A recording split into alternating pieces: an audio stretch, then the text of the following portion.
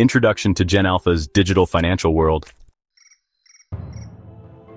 I'm suddenly a guardian of my niece whose digital world is teaching her how to spend before she learns how to save.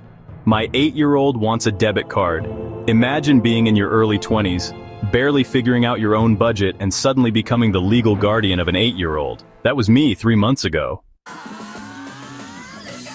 Overnight, my routine of instant oatmeal dinners and dodging overdraft fees turned into grocery lists, school pickups, and conversations I never expected to have so soon. But the most jarring part hasn't been parenting itself. It's been watching how digitally wired my niece's relationship with money already is. She talks about debit cards. She knows designer brands she's never worn. She mimics YouTubers recommending products she's never touched but now wants. This isn't just childlike curiosity, it's consumer behavior. And it's not random either, it's generational. Let everyone know in the comments what you Homo sapiens and horse wranglers think. Also, for fast, to-the-point news and information daily, subscribe, like, share. Now, back to our story, ladies and gents. My niece is part of Generation Alpha, born between 2013 and the mid-2020s, and while they're still kids, their exposure to digital marketing is anything but child's play. According to a 2024 Pew Research Center study, nearly half of young people say they're online almost constantly, with exposure to digital content becoming increasingly pervasive.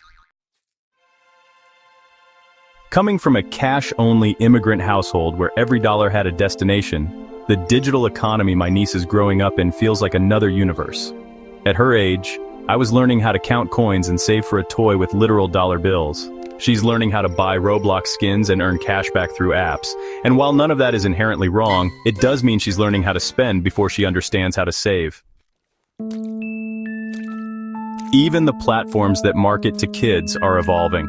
A 2024 California Western Law Review study documents the explosive growth of child-targeted influencer marketing, highlighting the urgent need for protective regulations as the industry reaches record valuations.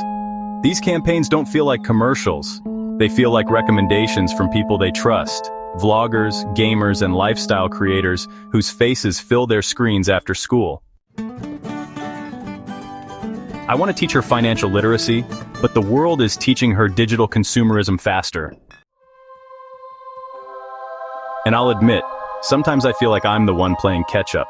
I didn't grow up with Apple Pay or buy now, pay later. I didn't learn about interest rates until my first emergency credit card had already hit its limit.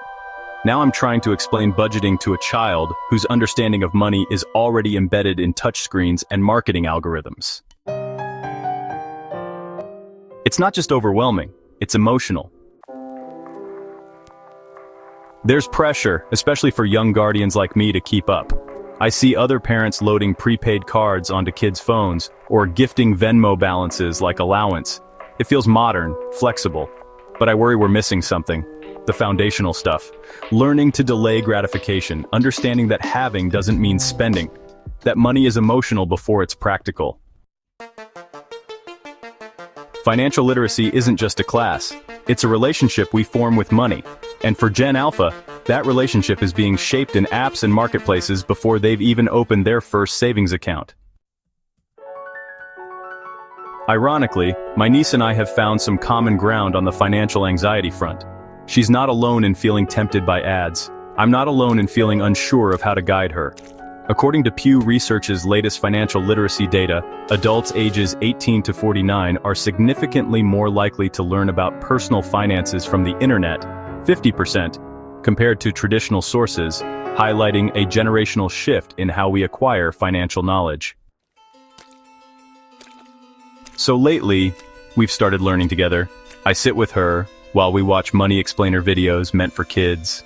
We downloaded a chore app that pays out in pretend currency before linking to real dollars. It's imperfect, but it's something. Because if she's going to grow up in a world of digital money, I'd rather be part of the conversation than be left behind by it. Financial literacy isn't just a class. It's a relationship we form with money. And for Gen Alpha, that relationship is being shaped in apps and marketplaces before they've even opened their first savings account. Hope you enjoyed today's production and now set down your phone and go out and experience life. Good day, baby.